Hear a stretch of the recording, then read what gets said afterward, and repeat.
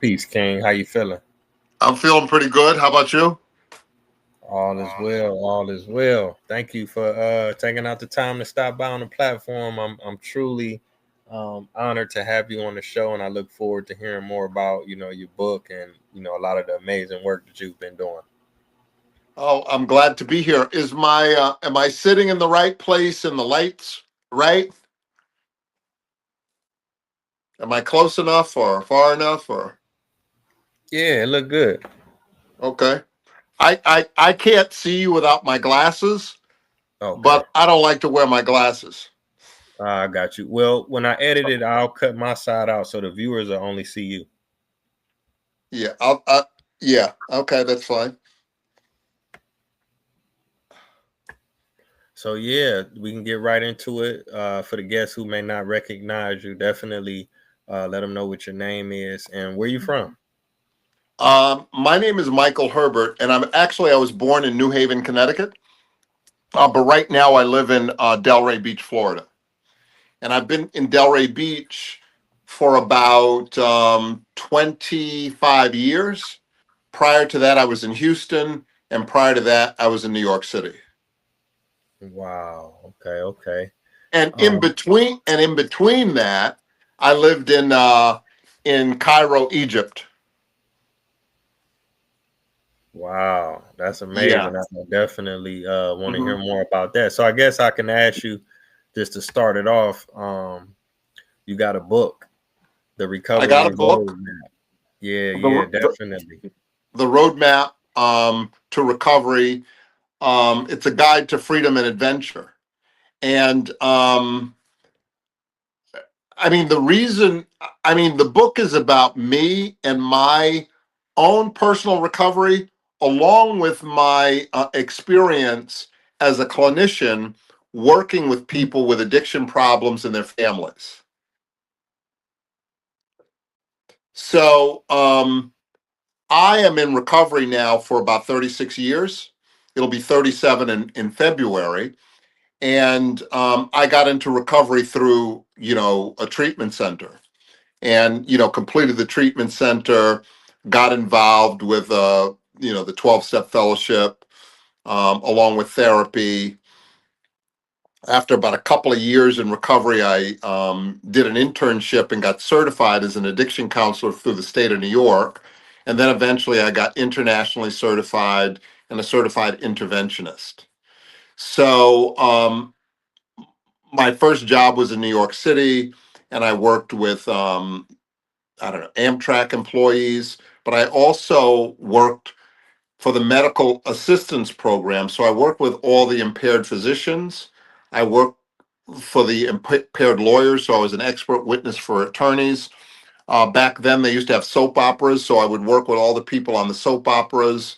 And then I just worked with, regular people. So it was an outpatient program in Manhattan that, worked with a little bit of everybody. And so I went from the high end population to middle class to just blue collar workers. Yeah. hmm Wow. Okay. Okay, man. That's definitely something that a lot of people can relate to, if not, personally, maybe their family or friends. So I'm definitely, um, I take my hat off to you. You know what I'm saying? That's courageous of you to write about something like that from a personal experience. Now I can ask you, why now? Was it something that prompted you to write that book now? Well, I've been asked to write a book for a long time because people thought I lived an interesting life. Because in my early recovery back in the 90s, I used to go to Cuba. And people were like, "You went to Cuba? You're not supposed to go there." I said, "I know, but I went anyway." I did a primitive living course where I lived in the desert of Utah, and the only goal was food, water, and shelter. I lived with the Tarahumara Indians. Those are the Indians that run barefoot up in the mountains of Mexico. As a kid, I watched National Geographics and those nature shows, and I was always interested in stuff like that. But as a kid, I was a daydreamer, and you couldn't turn those daydreams into reality as a 12-year-old, a 5-year-old, a 13-year-old. And then when I got caught up in my addiction, I certainly couldn't do it because all I was looking for was more crack.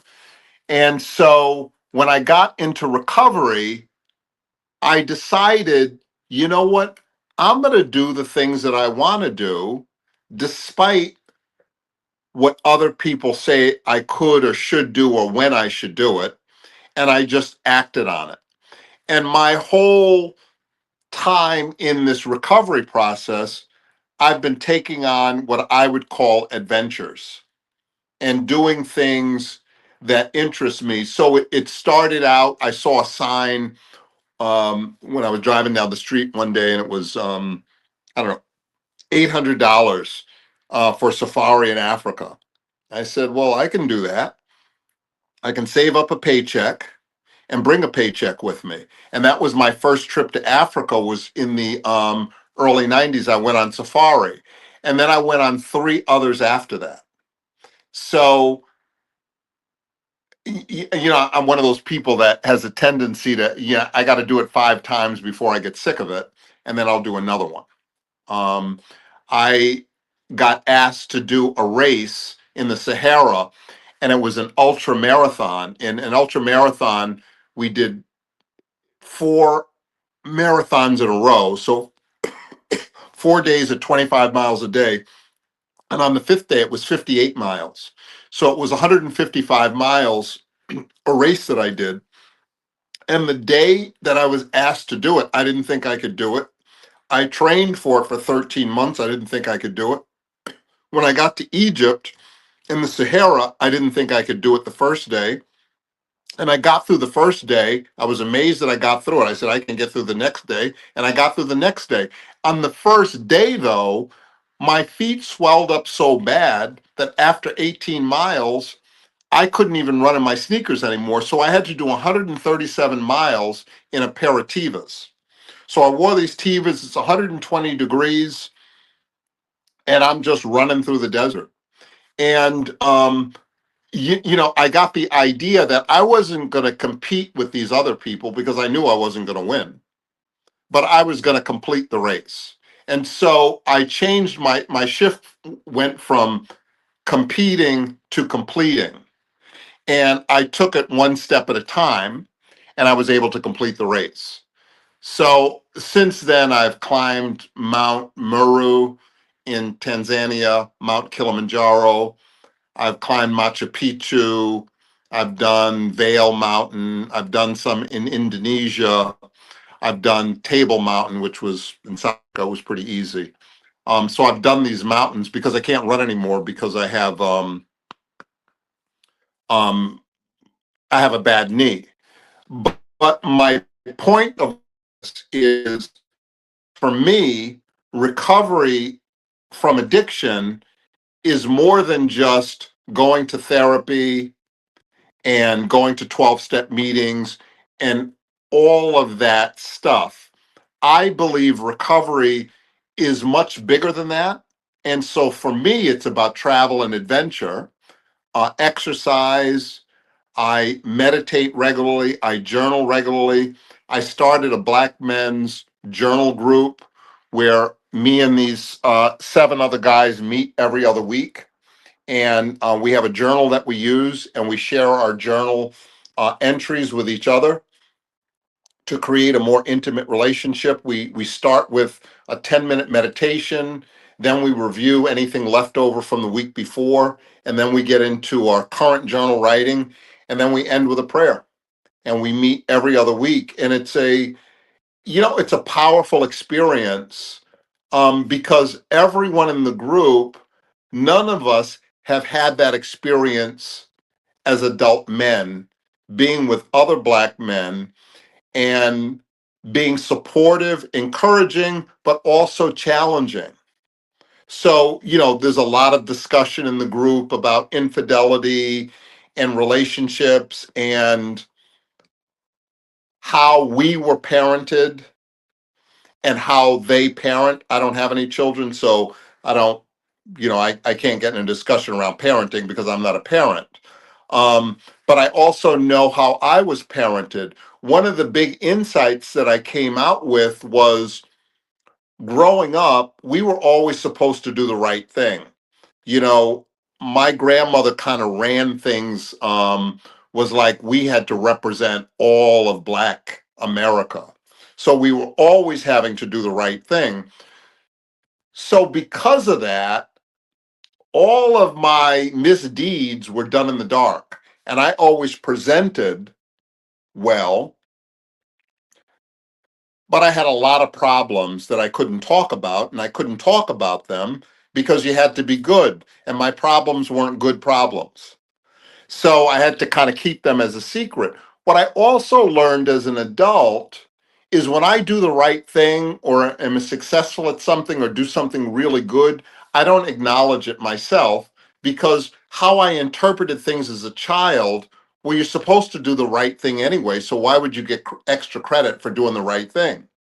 So my self-esteem has been negatively impacted by my lack of acknowledgement of a lot of the things that I do that come easy for me that I'm really good at. The only thing that I tend to acknowledge is the things that are difficult.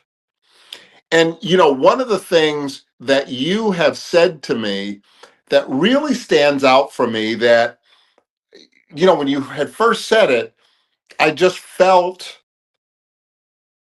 I don't know, empowered. You called me king. Boy, that's a title when I think about it, you know, quickly thought about it. You know what? I've earned that. That I have done so many things in my life that deserve that title, and someone now has acknowledged it. So rather than saying to you, "Well, I don't know, why are you calling me that? You know, I'm just a regular guy." You know, I'm not just a regular guy. I've done some pretty, I don't know, powerful things in my life, and I've been consistent at it. You know, for me, with an addiction problem, to stay clean for 36 years is quite the feat. Now, that's not quite the feat for somebody who doesn't have an addiction problem, but when you look at the numbers of people with addiction problems, you know, there are millions and millions of people in the United States with addiction problems, but only 10 to 15% ever get help for it or stay engaged in a recovery process for even over a year. So, on some level, I'm within an elite group of people. And I believe some of the reasons why more people aren't in recovery is they're not inspired by what recovery has to offer because all they hear is you got to go to these meetings, you got to go to therapy, you got to do this and you got to do that.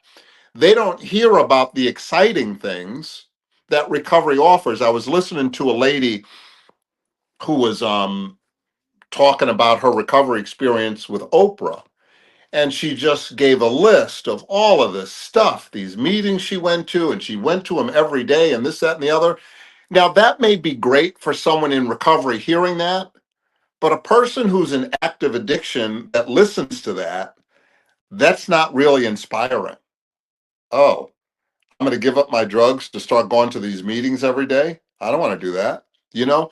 But I think when people learn that recovery can really go beyond your wildest dreams, I've never thought that I could run 155 miles through the Sahara Desert, climb Mount Kilimanjaro, you know, and do some of the things that I've done and do them consistently, and it's not just a fluke. It's something that I do regularly. I go to Africa once or twice a year. I started a not for profit, so I helped these kids, 137 kids. I was able to get desks for them all. Um, they eat 2 eggs for lunch every day as a result of me getting them chickens. I didn't get them chickens on my own. You know, I started a not for profit and got donations for it, but we got chicken coops and 200 chickens. And now these kids get lunch. They're incentivized to go to school. So, there's a lot of things that I have done in this process that I can really start to feel proud of. And I would like to be able to get other people to join me in this process because the world is a whole lot bigger when you put down, that drink and that drug. When I was using, my only concern was getting more or managing the effects of my use or thinking about, again, how I was going to get more or using. When I got into recovery, the world opened up. Of course, there were, responsibilities, bills that needed to be paid, go to work, all of that kind of stuff. But if I was consistent with that, there was always a payday. And there was always something for me to benefit from as a result of hard work. And, there's a part of me that wants to say, some people may be listening, well, this guy is lucky. He can do all these things. I can't do it because I have this and I have that. Listen, I didn't start with anything. I was able to carve a way for these things to happen. And, people used to say, you can be anything you want to be. And I didn't believe that because I thought I should want to be a doctor or an astronaut, I don't want to be a doctor or an astronaut. All I wanted to do was travel. And I've been able to travel. All I wanted to be able to do is work out regularly. I'm a beekeeper. I wanted to learn beekeeping, so I learned beekeeping. I'm not going to be a nuclear physicist. I don't want to become that. I don't want to become a nurse. I don't want to become a lawyer, but I can become the things that I want to be, but it does take work to do it. Yeah, yes indeed, yes indeed. And like I say, you inspiring me, you empowering me. I look forward to, being your age one day and trying to keep up with, the wonderful things that you have done. Now I can ask you this. Yeah. Now what was the writing process like? Was there any difficulties actually writing it out, and how long did it take? Well, listen, I started writing my book in January of this year, and I was done by June. And for me, I didn't write the book maybe the way a traditional person would write the book because I really didn't know how to start. So I started with my name and where I was from, and it went from there. But I also got a recording, and I started to record my story, and my brain works faster than my hand, and I can talk faster than I can write.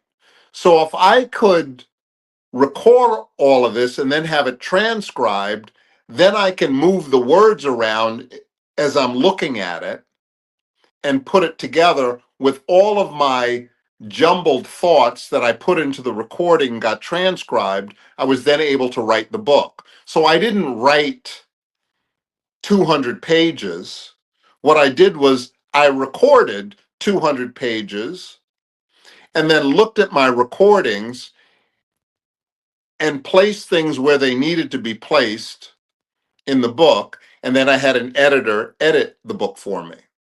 The traditional way would have taken me a long time, and because I probably have attention deficit disorder, I would have lost interest in completing it, or I would have put it down so many times and never picked it up. It wouldn't be worth it, and it would be just one of those other things that, I had an idea to do about it, to do it, but I never completed it. And so this is something that I want to complete. And probably over the last 10 years, I have put a real concerted effort into completing the things that I started. This year, I, like I've been working in the field of addiction now for, over 30 years. How do I want to end my career? Do I want to end kind of fading out into the sunset as, the forgotten guy? or do I want to end on a bigger note? And I decided I wanted to end on a bigger note, but I didn't know where I was going with this. So at the beginning of the year, I started journaling. I also started writing the book. I had been meditating for several years, but I really put an effort into meditating 3 or 4 times a day. I started doing yoga 5 days a week. Um, I took a permaculture course, so I'm planting. I had these beehives. I was managing the bees, and I had moved away from working with people clinically. I kept about 10 hours a week, and I ran a group per week, because I knew when an opportunity came for me, if I had a full caseload of clients, I wouldn't be able to accept the opportunity. So I wanted to leave myself some space. If an opportunity were to arise, I could accept it. Now, as a result of writing the book came out September 2nd. On August 29th, I got offered a speaking engagement overseas. The day before that, I got a speaking engagement in Georgia. So things are starting to happen for me. This week, I got 5 new clients just out of the blue. It wasn't that I did anything. It wasn't even as a result of the book, because none of these people knew I wrote a book. But I think I was able to manifest what is going to happen next, because I also did not concern myself with money or making things happen. I get it all messed up sometimes when I'm trying to force an outcome or make something happen. This time, what I did was I trusted the process, and I allowed things to happen the way that they happen. And things have worked out for me so far. Now, I know where I am right now. I have to put probably more energy into doing certain things to move forward. I've had that time, I'm going to call it, to rest, contemplate, allow the universe to take care of me. Now I have to do a little bit more work, and I'm up for the work because I have rested. And, for me, it was amazing to trust this idea about money and not being focused on making money, because I can make money. It's no big deal for me to make money. Um, but what happens is I get so caught up in the money and thinking about money and hoarding money that, number one, I can't enjoy it because I'm letting it pile up. And I can't focus on anything else. And I don't know that there's a spiritual aspect to that kind of thinking. I think there's some benefit to letting go and trusting that you're going to be okay. And I've been able to trust that I'm going to be okay, and I've been okay. So, that's kind of what's been going on for me this year. Yeah. Yeah, you made a great point. I mean, that's one of the things that we grapple with in life. It's like I was thinking, like people say, is it how much money you make? Is it how much money you save, or what you actually do with it? Because you have millionaires that have enough money to travel all around the world, but they so busy, making that money that they can't, or they can Yeah. afford it, but all Hmm. right, I got a week or I got a weekend, but just like you Hmm. say, you go 5 times, I don't got time for that. I got millions coming in. Or you got people that have the time, they sitting on the couch every day, but they don't have the money. Yeah. They can't afford it, or they may be spending their money on other things. So it definitely it's like a Rubik's cube trying to get that balance. Now I can ask you this. Hmm. You hear about like great black men like Malcolm X and Muhammad Ali, Stevie Wonder, even Richard Pryor, Dave Mhm. Chappelle, the full spectrum of some of the best at their craft, they always tell this story about going back to Africa. And, from what I know, they didn't really get to do things like run marathons and mountain climb and stuff like that. But, did you have like a spiritual or mental, awakening in terms of just being, from the States and returning back to Africa? Well, yeah, I got to tell you, the first time I went to Kenya was in 1980, and I was in the Navy. So our ship just went to Kenya. So that was my first time in Africa. But I was a young 23-year-old. Yeah, I, landed on the shore and I kissed the ground and did all that. Um, but I was busy doing my thing, and there were more important things to do than be there. But as an adult, I mean, I went to a hotel in Addis Ababa, and it was just such a powerful experience to be in this really nice hotel that was just full of Africans from all over the continent. And you can tell they were from different countries because of the way that they dressed. And listen, I had a field day with just breaking out conversations with them, just talking to people, learning where they were from. They were glad to talk to me. You hear oftentimes, I don't know that you always hear, that there's some kind of rift between African Americans and Africans, but I've never experienced that at all. I've never experienced that in the United States with the African people that I know, and I've never experienced it in Africa. I was always, it seemed, revered as, I don't know, as one who made it, but they always talked positively about African Americans and me. Now, they did learn some stereotypes, and based on the movies that they see, they they have an image of what African Americans are and what they're like. But I think when they meet one, that that view changes, because they didn't meet a criminal. I wasn't a criminal over there. I seemed like a nice guy. I wasn't a drug dealer. I was just a nice person that they met, that was willing to talk to them and learn about them, and they learn about me. So it was a great experience, and I've just been all over Africa. And I say I was at a nice hotel, and everybody stays at a nice hotel. But I also lived in a cattle camp in South Sudan. So I lived on the ground in a cattle camp with the South Sudanese people. I've lived in the Oma Valley in a campground. So my experiences in Africa were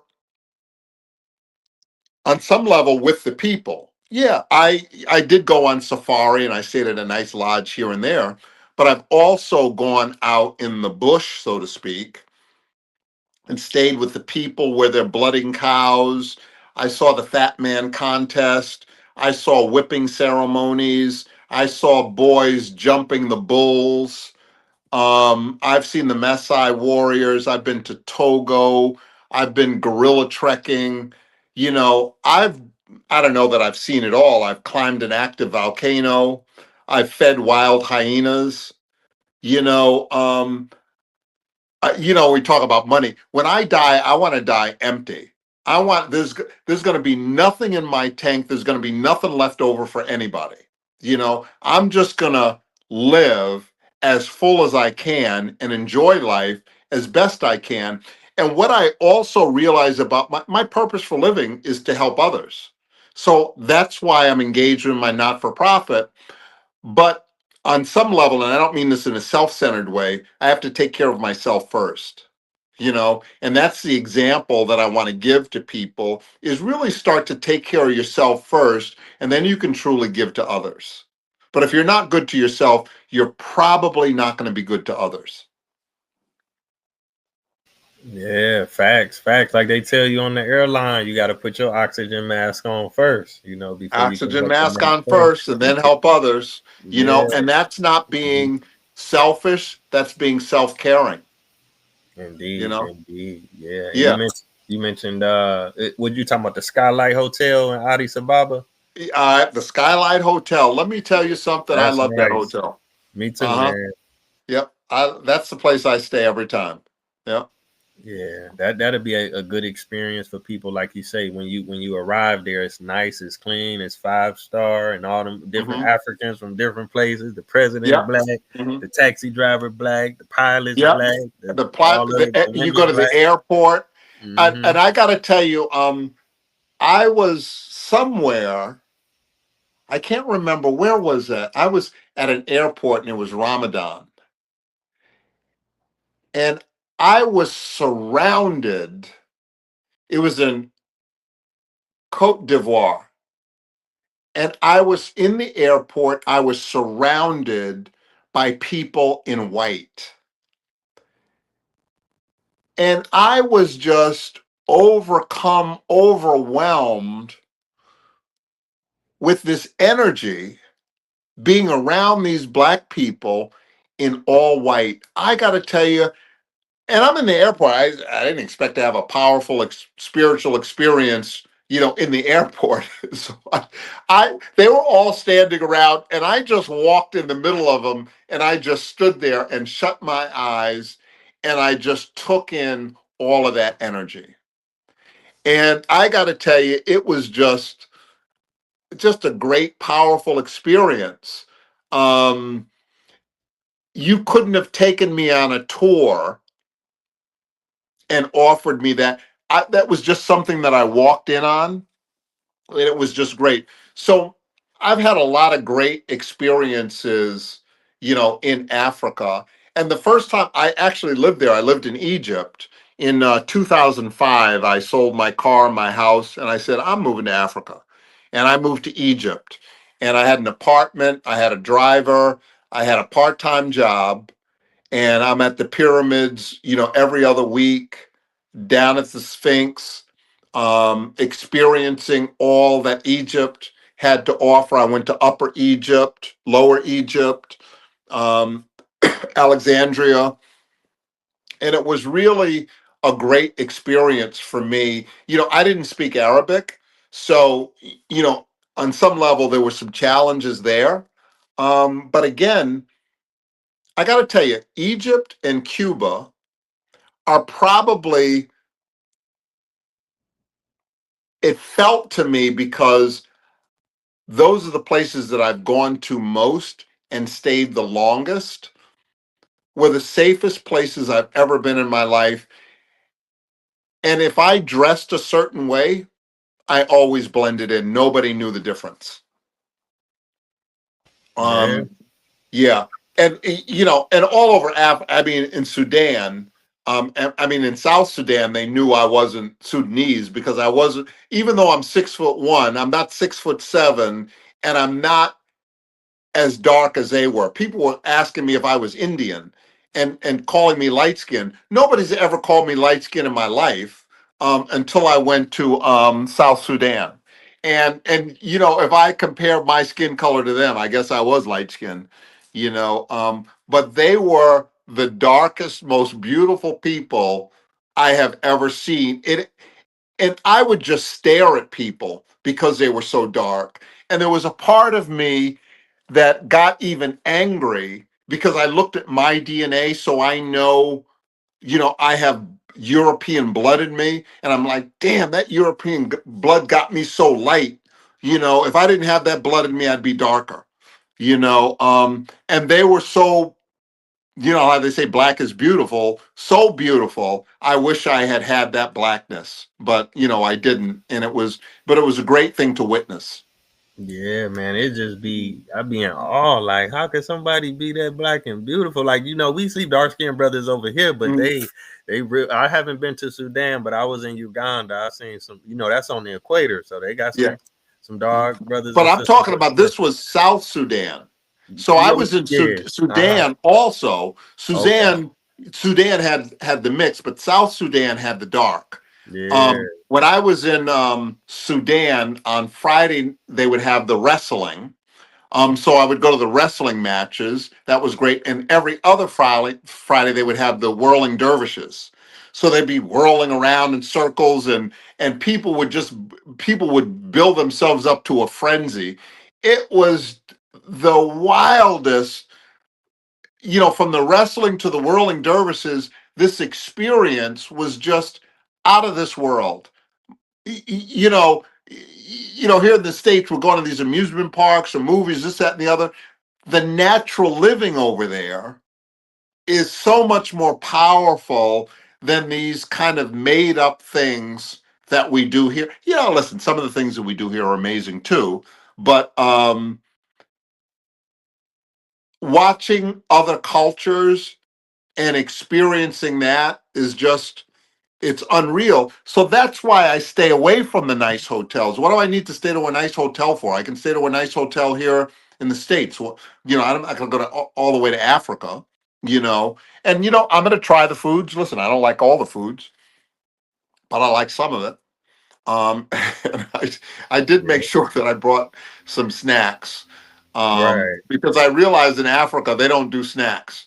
And the snacks, some of the snacks they had, I didn't like those kind of snacks. So I brought my own snacks. Yeah, but it was a great experience. Yeah. Yeah, Hmm. I can relate because I got a suitcase full of snacks, man. I was watching the video on YouTube and it was a lady from America. She was like, I gotta leave Africa. They ain't got no good snacks. I felt her on that one. You gotta get, used to, I guess, what they got over there. But now I'm gonna ask you this. I ain't gonna Hmm. hold you too much longer. Yeah. Have you ever Okay. thought about, doing a documentary on the book or even a movie, a screenplay or something? Well, if you're willing to be the director, I'll do it. Man, why not? You know? Listen, I mean, I'm amazed at all that you do and all the places that you've gone and all the things that you're developing. I mean, you are inspiring, and anybody who gets to know you will see that. So I don't know where this is all going for you, but I think I'm gonna hang on, and go for a ride with you, because it doesn't seem like it's going to be anything less than successful, whatever it is you're doing. I really So, appreciate that.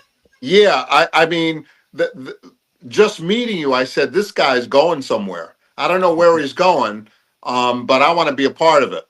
Likewise, likewise, because you doing the stuff that I want to continue to do. So I'm hoping I can get there with you. Now, for the viewers who want to, keep up with what you're doing, they want to check out the book. Do you have a website, social media, or is it on Amazon? What's the best way for them to get Um, my website is coachmichaelherbert.com. I'm also Coach Michael Herbert on Instagram.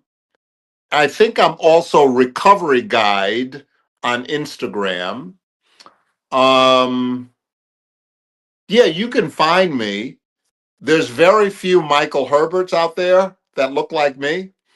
So you can find me on the internet. Amazon and Barnes and Noble have my book. I know it's right here. You'll see it backwards.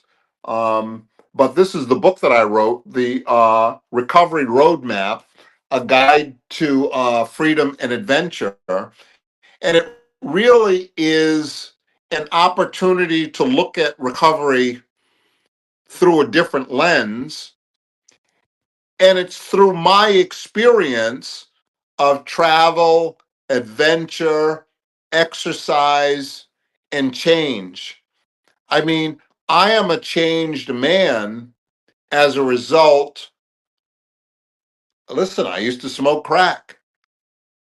I was 158 pounds when I got into the rooms, of recovery, and I was going nowhere fast. All I did was talk shit and thought I knew everything, and I knew very little, but I was open to the process. I think one of the things that, may sound trivial, But one of the reasons I stayed in recovery was because recovery was just a little more comfortable than using.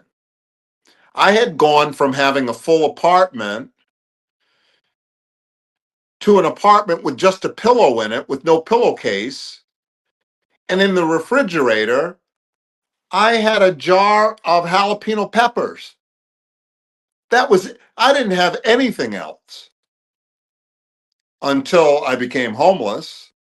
And then I could put everything I owned in a box of Newports. I mean, and I took, yeah, I don't know, maybe I'm kind of narcissistic or whatever. When I was younger, people would say, oh, he thinks he's better than us. And I really didn't think I was better than other people, but I was just afraid. And so I presented as arrogant to keep people at a distance. And I got to tell you, it was just humiliating to see myself in a reflection of how I had looked and how I had become, because I became something very different than my hopes and dreams were for myself as a child. And I got myself in a position that I had no ability to get out of on my own. And I used to take great pride in my independence, but my independence had got me stuck. I didn't know how to ask for help. I was ashamed to ask for help. Like, if you ask for help, that means there's something wrong with you. Your job is to show people that there's nothing wrong with you. And so it always got in the way of me getting what I needed. I could never get what I needed because I couldn't ask for it, because there was something wrong with asking for it. So, recovery offered me a clean bed to sleep on, 3 meals a day, a shower, and I was grateful. Now, that maybe that's not what everybody gets going in, but listen, let me tell you how arrogant I was. I wound up homeless at the end. And I went to a homeless shelter, right? I get to the shelter and they let me in the shelter, and the guy says, well, you can go take a shower. I said, listen, how am I going to take a shower in there? He said, well, what do you mean? I said, I'm not going to take a shower without shower shoes after all these homeless people took showers in there. Where's the shower shoes? They said, buddy, we don't have any shower shoes. If you want to take a shower, go take a shower. But we don't have any special accommodations for you and your feet. So, it was just like the arrogance immediately comes back. So even though I had been out there, I smoked up all my money, I didn't have anything, but this guy is going to offer me a shower without shower shoes, and I'm going to get all like, you got to be kidding. I'm not taking a shower there. But I got humble over time because I couldn't get what I wanted when I wanted it, and people didn't respond to me the way I wanted them to, because I was like an animal. I wasn't used to people because I was used to doing things all on my own. So I had to learn how to share, um, you know, think of others.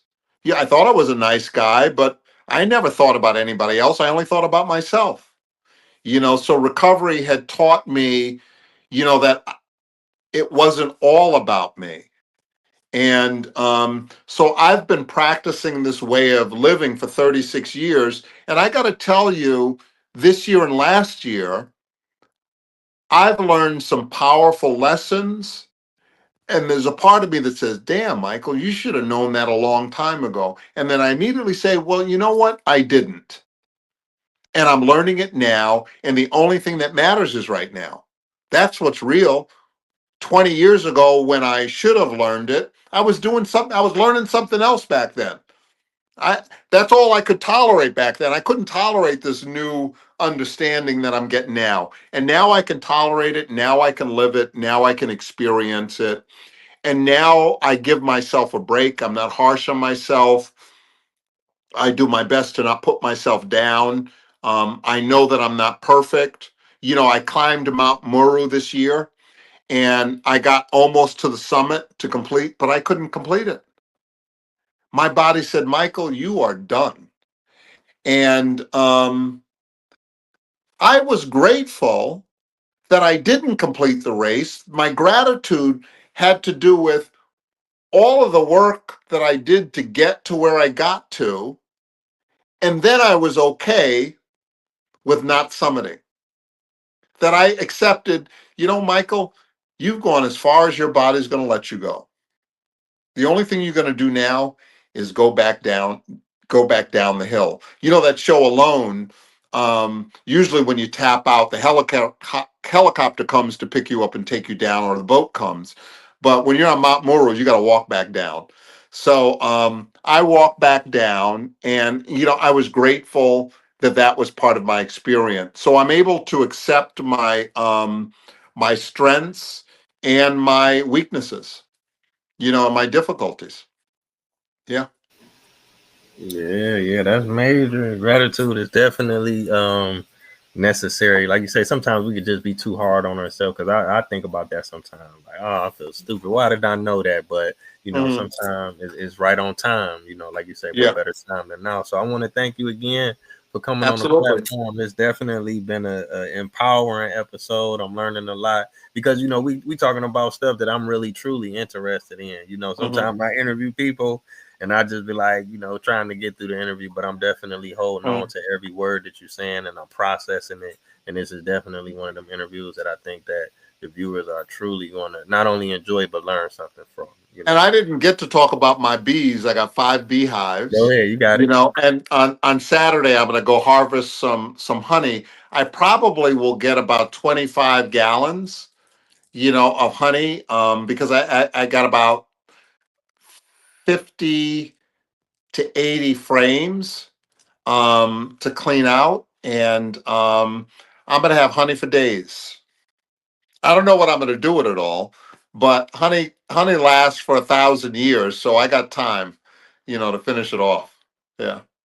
Indeed, indeed. Yeah, that's one of the highlights of my life. That's one of the things that I'm definitely grateful that I got an opportunity to learn. I overcame that fear, because Mm. one bee, a lot of people consider it a nuisance, but once I got to learn about bees and how important they are to our lives, and Mhm. just giving us everything we need, being a part of that cycle, and just being in the experience and being able to use it for mental health, to be able to Yeah. relax and Hmm. focus Yeah. and Hmm. breathe and just touch on nature, and then be able to eat it too at the same time and Yeah. enjoy it. Hmm.